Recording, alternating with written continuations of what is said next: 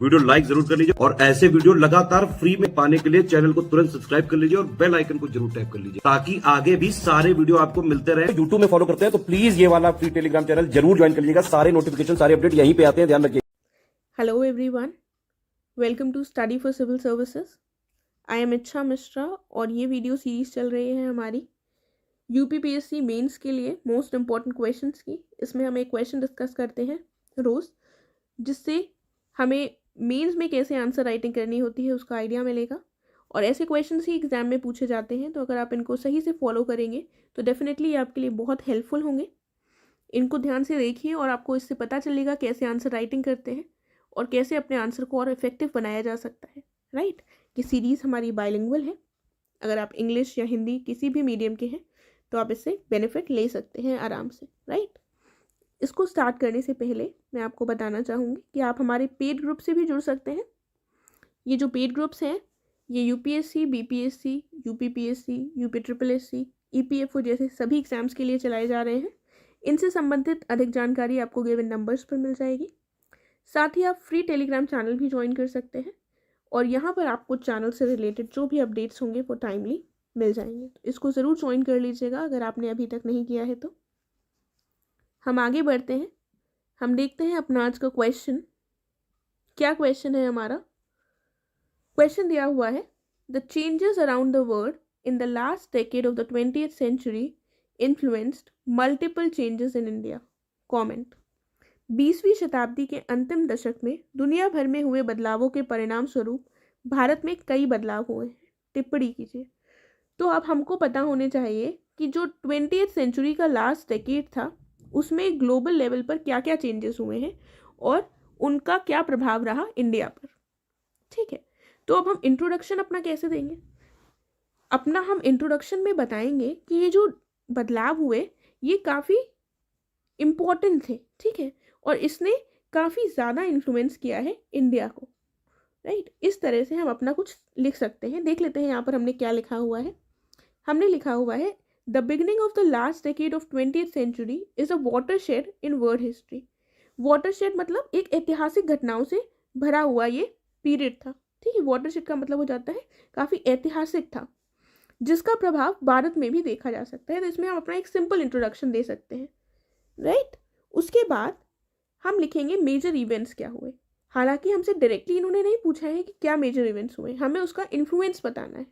ठीक है, लेकिन हमको मेजर इवेंट्स भी थोड़े से ज़्यादा डिटेल में नहीं जाकर, लेकिन थोड़े से हमको पॉइंट्स में अपने मेजर इवेंट्स बता देने हैं कि last decade of 20th century में कौन कौन से वो मेजर इवेंट्स हुए जिसने आगे चलकर इंडिया को इन्फ्लुएंस किया। तो वो मेजर इवेंट्स देख लेते हैं। सबसे पहले डिसइंटीग्रेशन ऑफ यूएसएसआर।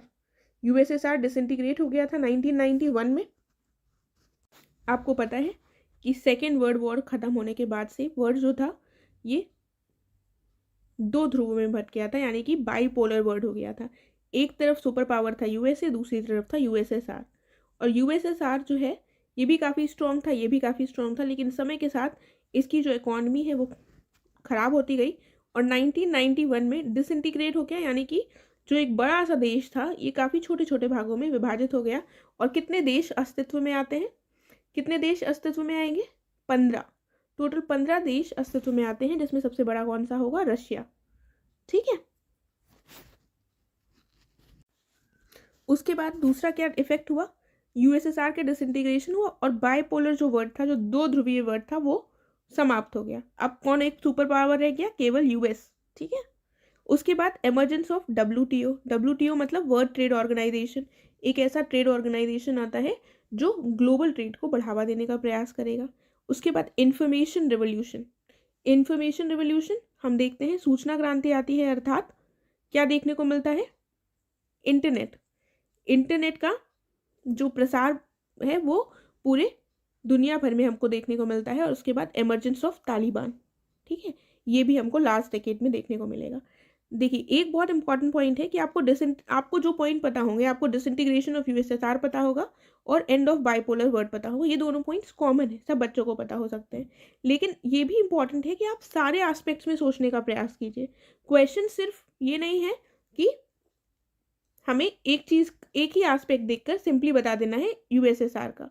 उस डेकेड में ये एक बहुत महत्वपूर्ण घटना हुई थी। लेकिन ग्लोबल लेवल पर और भी घटनाएं हुई थी, सूचना प्रसार भी हुआ था, सूचना क्रांति भी देखने को मिलती है, ठीक है, जिसकी वजह से सर्विस सेक्टर को इतना बढ़ावा मिला, राइट। ये सबसे इम्पोर्टेंट, ये भी एक इम्पॉर्टेंट घटना है जो लास्ट डेकेड में हुई है 20th सेंचुरी की। तो अगर हम सिर्फ आधा पार्ट लिख कर आएंगे तो हमें पॉइंट्स नंबर नहीं मिलेंगे। ज़रूरी है कि हम सारी चीज़ों को कवर करें, राइट। स्टार्टिंग में आप इन पॉइंट को लिखिए, लेकिन आगे चलकर आप इसको भी बताइए ताकि पता रहे कि आपकी इन्फॉर्मेशन जो है वो पूरी है, अधूरी नहीं, राइट। तो ये सारे पॉइंट्स आपने लिख दिए जो मेजर इवेंट्स हुए थे। अब इंडिया पर प्रभाव लिखेंगे। तो इंडिया पर प्रभाव भी अगर आप लिखेंगे तो उसमें भी सारे एस्पेक्ट्स लाने की कोशिश करेंगे, सिर्फ एक ही एस्पेक्ट नहीं लिखेंगे। सबसे पहले क्या लिखेंगे प्रभाव में? फॉरेन पॉलिसी पर क्या प्रभाव पड़ा। तो इंडिया का नॉन अलाइनमेंट पॉलिसी जो चल रही थी, इंडिया ने नाम स्टैब्लिश किया था जिसके माध्यम से इंडिया ना यूएसए के गुट में था और ना ही यूएसएसआर के गुट में था।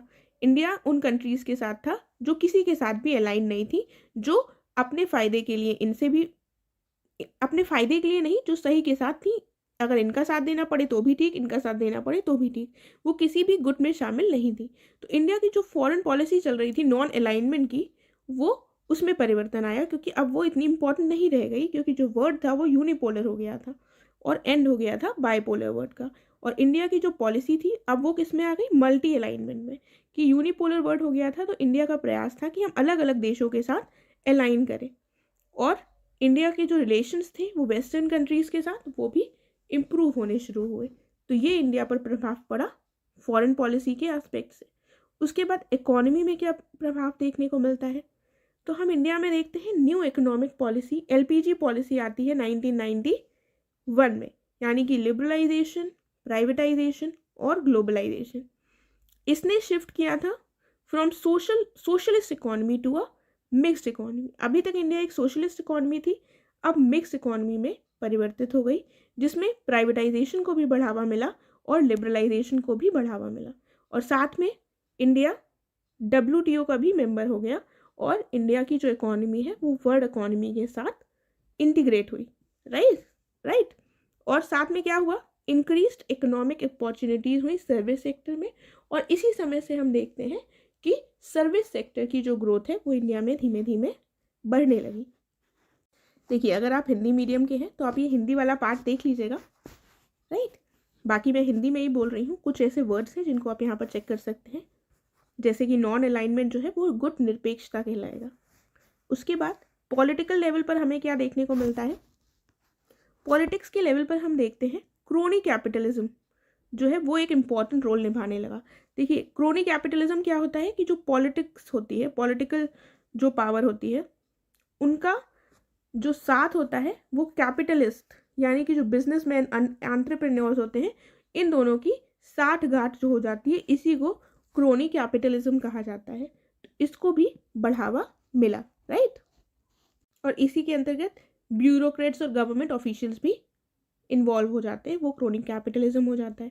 उसके बाद एडमिनिस्ट्रेशन में अगर हम देखें तो ये काफ़ी ज़्यादा ओपन हुआ, जो लाइसेंस राज जैसी जो पॉलिसीज़ थी वो समाप्त हुई, ठीक है। और ये एडमिनिस्ट्रेशन सिस्टम जो है ये काफ़ी ज़्यादा इनमें सुधार भी देखने को मिलते हैं। उसके बाद डिफेंस में अगर हम देखें तो हम जो आर्म्स जो परचेज करते थे अपने वेपन्स, उसमें हमने काफ़ी ज़्यादा डाइवर्सिफिकेशन देखा। पहले हम यूएसएसआर जैसी कंट्रीज से परचेज कर रहे थे, लेकिन अब हमने क्या किया, हम दूसरी कंट्रीज से परचेज करने लगे। यूएसए से भी परचेज किया हमने, इजराइल से भी परचेज किए अपने आर्म्स, ठीक है। देन कल्चरल लेवल में आपको पता है ग्लोबलाइजेशन का प्रभाव, इस पे एक अलग से आंसर आप लिख सकते हैं, ठीक है। तो ग्लोबलाइजेशन के साथ हमारे कल्चर में बहुत सारे परिवर्तन आए। बहुत सारे जो कल्चरल एस्पेक्ट्स हैं जैसे कि language, food habits, clothes, festivals, इन सब में हमें चेंजेस देखने को मिले। इसमें आप एग्जाम्पल से भी बता सकते हैं, जैसे कि वैलेंटाइंस डे जो है ये सेलिब्रेट होने लगा हमारे यहाँ। इंग्लिश लैंग्वेज जो और महत्वपूर्ण हमेशा से रही थी, क्योंकि अंग्रेज़ों ने हमारे यहाँ शासन किया है, तो वो हमें अपनी अंग्रेज़ी देकर गए हैं, जिसको हम आज भी फॉलो कर रहे हैं। और जब ये ग्लोबलाइजेशन जैसी पॉलिसीज आई तो हमारे कल्चर में जो रीजनल लैंग्वेजेस थी, जो लोकल लैंग्वेजेस थी, उनका कहीं ना कहीं प्रभाव कम हुआ और इंग्लिश लैंग्वेज का प्रभाव और बढ़ा। इसके लिए एक इम्पॉर्टेंट रीज़न ये भी था कि सर्विस सेक्टर को बढ़ावा मिला, इंफॉर्मेशन टेक्नोलॉजी को बढ़ावा मिला, ठीक है। तो ये हमारे कल्चर में हमको प्रभाव देखने को मिलता है, ठीक है। तो इस तरह से हमने सारे एस्पेक्ट्स को कवर कर लिया है जहाँ जहाँ पर हमको इन्फ्लुएंस देखने को मिला, जो भी वर्ड के इवेंट्स हुए, ठीक है। तो अब इसको हम एंड कैसे कर सकते हैं, कंक्लूड कैसे कर सकते हैं, तो आप कंक्लूजन में लिख सकते हैं कि इसने सोसाइटी के सारे एस्पेक्ट्स को अफेक्ट किया, इस तरह से एक लाइन लिखकर, और उसको आप प्रेजेंट से कनेक्ट कर सकते हैं। प्रेजेंट से कैसे कनेक्ट करेंगे कि आज भी समाज में जो भी ग्लोबल इवेंट्स होते हैं उनका प्रभाव भारतीय समाज में, भारतीय इकोनॉमी और पॉलिटिक्स सब में देखने को मिलता है। इस तरह से आप एक लाइन फ्रेम कर कर अपने आंसर को कंक्लूड यहाँ पर कर सकते हैं, राइट। तो कंक्लूजन 2 लाइन का यहाँ पर आपका हो जाएगा और इससे आपका आंसर जो है वो कंप्लीट हो जाएगा, राइट। तो ये हमारा यहाँ पर कंप्लीट हो गया। अगर आपको कोई डाउट हो, कोई क्वेश्चन हो, तो आप कमेंट करके पूछ सकते हैं। Thank you so much.